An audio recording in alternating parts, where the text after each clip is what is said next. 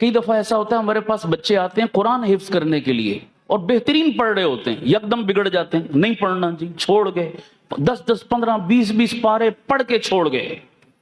والدین نے بھی زور لگایا، ہم نے بھی زور لگایا، بچہ بگڑا ہوا ہے، نہیں جی قرآن پڑھنا ہی نہیں ہے، نعوذ باللہ۔ ایسے واقعات پیش آئے۔ ایک بچے کے بارے میں یہ واقعہ ہمارے مدرسے میں تو نہیں، ایک اور مدرسے میں پیش آیا، بڑا عجیب واقعہ، غور سے سنیں۔ بچہ بڑا خوبصورت ماشاءاللہ قرآن پڑھ رہا اور بہترین زبردست ذہین بچہ، بگڑ گیا اسی طرح، نہیں پڑھنا چاہیے، چھوڑ دیا۔ ٹل لگائی مدرسے والوں نے، ماں باپ نے۔ اس نے کہا مجھے اسکول داخل کرا دو، کہیں اور بھیج دو، مدرسے میں نے نہیں جانا۔ ایسا بگڑا قرآن سے، یا اللہ ہو گیا اس کو، اتنا قرآن سے دور۔ اس بچے کو پکڑ کر وہ ایک بزرگوں کے پاس، یاد رکھو ایسے مسئلوں کا حل کس کے پاس ہے؟ نہ نانی کے پاس، نہ دادی کے پاس، نہ چاچے کے پاس، نہ تائے کے پاس، کس کے پاس ہے؟ یہ یاد رکھا کرو۔ مشورہ کہیں کا ہوتا ہے، ہم لے کہیں اور سے رہے ہوتے ہیں۔ وہ جی دادے نے کہا تھا ہم نے یہ کر دیا، نانے نے کہا تھا ہم نے وہ کر دیا۔ دادے نانے اس معاملے میں مشورہ آپ کو وہ اتھارٹی نہیں ہے، ان کی لائن نہیں ہے، جس کی لائن ہے اس سے مشورہ لیا کرو۔ تو آؤ ہم سے پوچھو، ہم آپ کو بتائیں، کہیں نہ کہیں ٹیکنیکل فالٹ آ رہا ہوتا ہے۔ اب وہ ایک بزرگوں کے پاس لے گئے، کہا حضرت جی بڑے شوق سے ہم نے داخل کرایا تھا، بڑا پیارا قرآن پڑھ رہا تھا، کئی پارے حفظ بھی کر چکا، پتہ نہیں سمجھ نہیں آئی ہوا کیا ہے، بگڑ گیا۔ وہ پہنچ گئے، ان کی نظر بڑے دور تک جاتی ہے نا اللہ والوں کی۔ انہوں نے کہا بھئی یہ بچہ بازار کی کچھ چیزیں کھاتا ہے؟ انہوں نے کہا جی اور تو نہیں، جب مدرسے سے چھٹی ہوتی ہے گھر آتا ہے نا تو رستے میں کوئی برگر والا، ریڑی والا، تو اس کے برگر اس کو بڑے پسند ہیں، تو یہ روز آتے جاتے وہاں سے برگر کھاتا ہے۔ وہ بزرگ فرمانے لگے ایسا کرو 40 دن تک بازار کی تمام چیزیں اس بچے کے لیے بند کر دو، اس کی جو ڈیمانڈ ہو گھر میں اس کی والدہ کو کہو بنا کر دے، برگر بھی چاہیے نا گھر میں کھلاؤ، بازار کی چیزیں مت کھلاؤ، اور گھر میں بھی جب کھانا بناؤ تو کھانا حلال تو ہو ہی ہو، لیکن حلال کے ساتھ ساتھ کیا ہے، اس کی ماں کو کہو کہ باوضو ہو کر کھانا بنایا کرے۔ سبحان اللہ، ان چیزوں کا اثر کتنا ہے۔ باوضو ہو کر کھانا بنایا کرے اور ذکر یا تلاوت کرتے ہوئے کھانا بنایا کرے۔ 40 دن یہ نسخہ استعمال کرو، پھر مجھے بتانا اثر کیا ہوا۔ انہوں نے شروع کر دیا ایسا جناب، چند دن گزرے تھے بچہ خود ہی تیار ہو گیا، لے چلو بھائی مجھے مدرسے لے چلو، خود ہی تیار ہو گیا۔ والدین بڑے خوش ہوئے، گئے ان بزرگوں کے پاس، حضرت جی واقعی آپ کا نسخہ تو بڑا کام کر گیا، اس میں راز کیا تھا؟ فرمانے لگے اکثر، سب کی بات نہیں کر رہا، لیکن اکثر بازار میں جو چیزیں ملتی ہیں کھانے پینے کی، خاص طور پر تیار کی ہوئی، اکثر لوگ بے نمازی ہوتے ہیں۔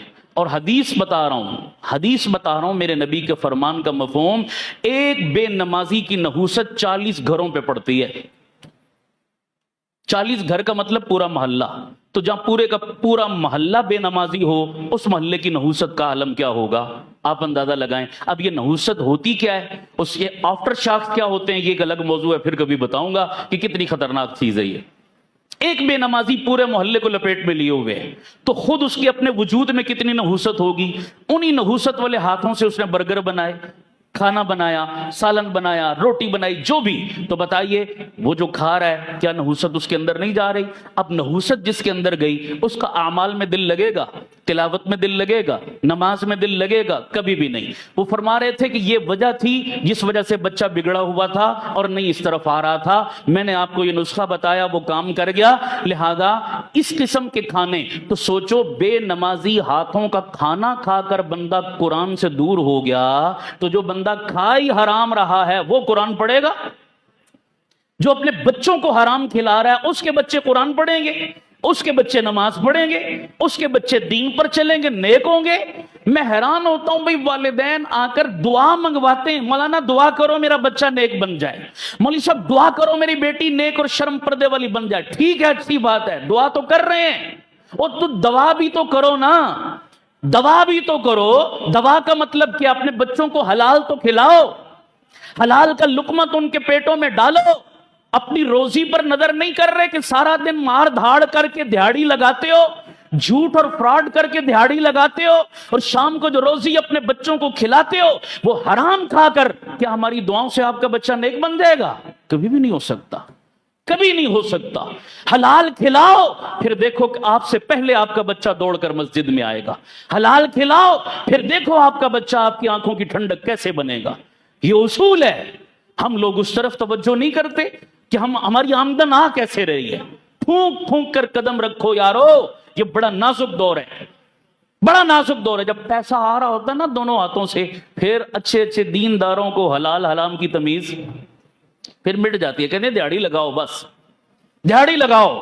اس وقت تو دونوں ہاتھوں سے دیہڑیاں لگا لیتے ہو, لیکن پھر جب اس کے آفٹر شاکس آتے ہیں پھر سر پیٹتے ہو, پھر رونا روتے ہو, پھر وظیفے پوچھتے ہو کہ یہ کیا ہو گیا, وہ کیا ہو گیا. اس کی بنیاد یہ بھی ہے ایک, اللہ تعالی ہمیں خود بھی اپنی اولادوں کو بھی حلال کا لقمہ دینے کی توفیق عطا فرمائے.